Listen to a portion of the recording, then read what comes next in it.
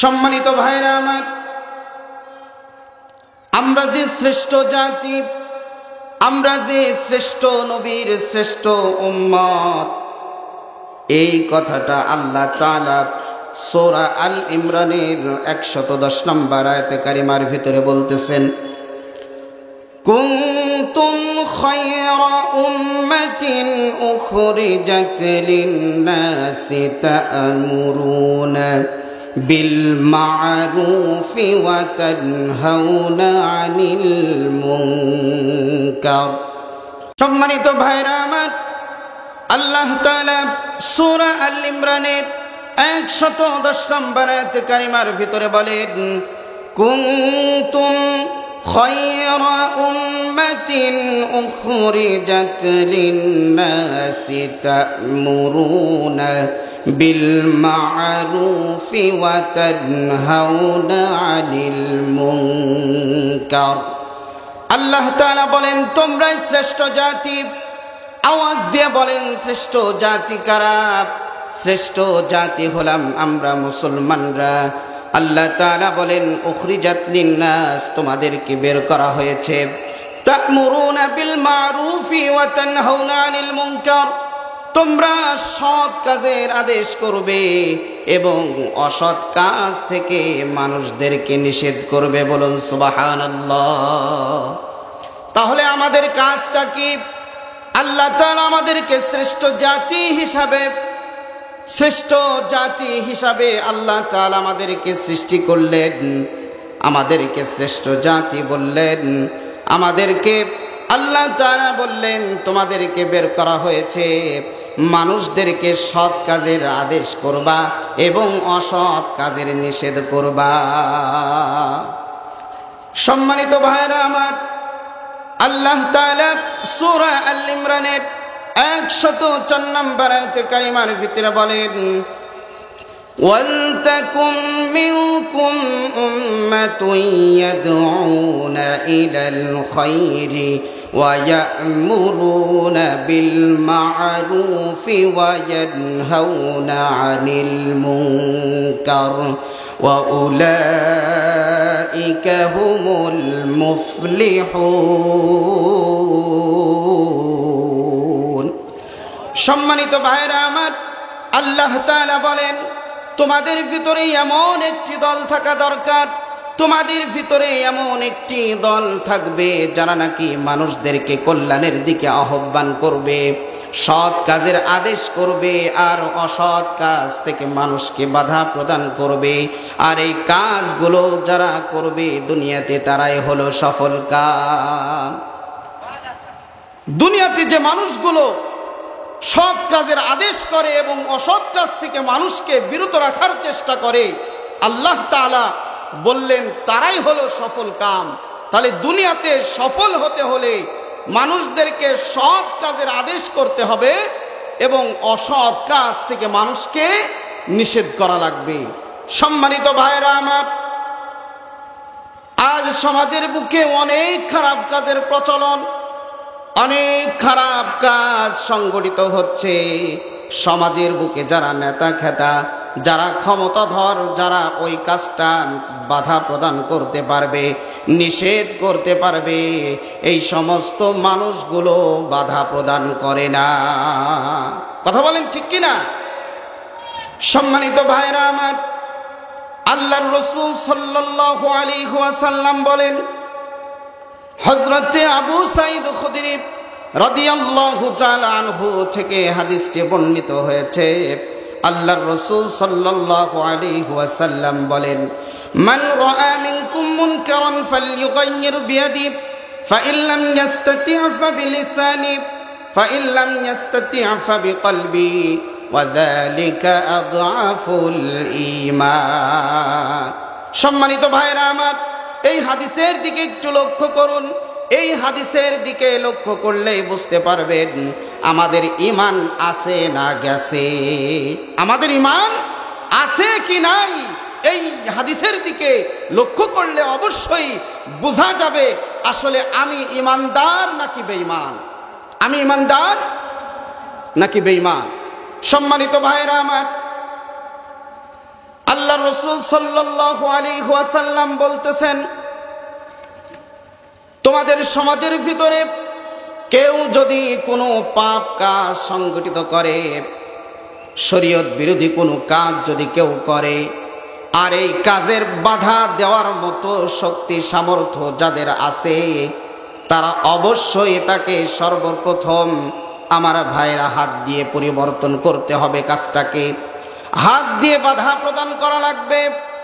আপনি সমাজের ভিতরে একজন প্রভাবশালী একজন ব্যক্তি, আপনি একজন নেতা, আপনি মেম্বার, আপনি চেয়ারম্যান, সমাজের একজন গণ্যমান্য ব্যক্তি, ওই সমাজে খারাপ কাজ চলতেছে, আপনার যদি হাত দিয়ে বাধা প্রদান করার মতো শক্তি সামর্থ্য যদি থাকে, অবশ্যই সর্বপ্রথম আপনাকে হাত দিয়ে তার প্রতিহত করা লাগবে।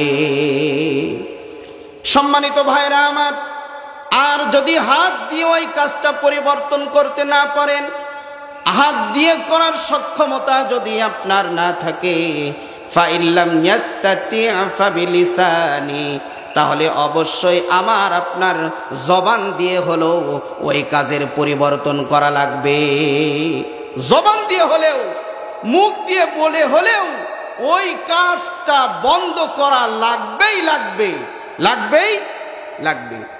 সম্মানিত ভাইরা আমার, আপনি হাত দিয়েও প্রতিবাদ করতে পারলেন না, মুখ দিয়েও প্রতিবাদ করতে পারলেন না, আল্লাহর রাসূল বলেন তাহলে তোমাকে অন্তর দিয়ে হলেও পরিবর্তন করতে হবে।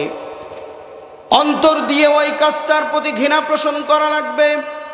শুধু ঘৃণা পোষণ করলেই হবে না, বরং ওই কাজটা সমাজের ভিতর থেকে কিভাবে বন্ধ করা যায়, কিভাবে ওই কাজটার পরিবর্তন আনা যায়, তার কল্পনা অন্তরের ভিতরে রাখা লাগবে। এই তিনটা ধাপ। প্রথম ধাপ হলো হাত দিয়ে পরিবর্তন করা, দ্বিতীয় ধাপ হলো মুখ দিয়ে বলে পরিবর্তন করা, আর 3 নাম্বার ধাপ হলো অন্তর দিয়ে ঘৃণা পোষণ করা।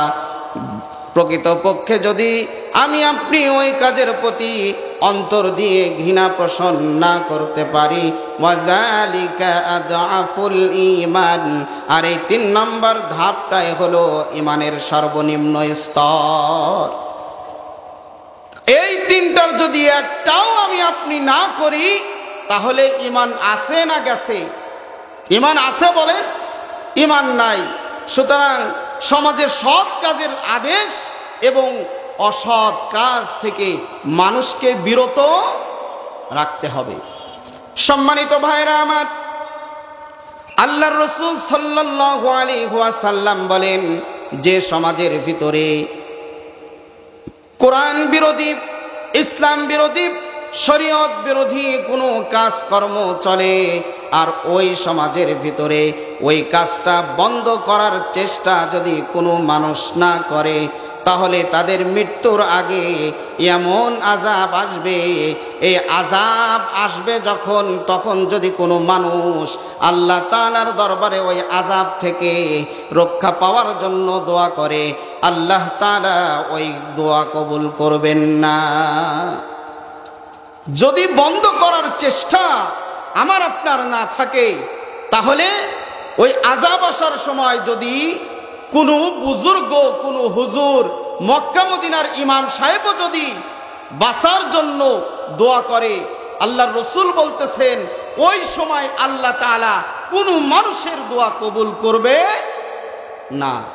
আল্লাহ তাআলা আমাদের মৃত্যুর আগে আযাব দিয়ে আমাদেরকে ধ্বংস করে দিবেন।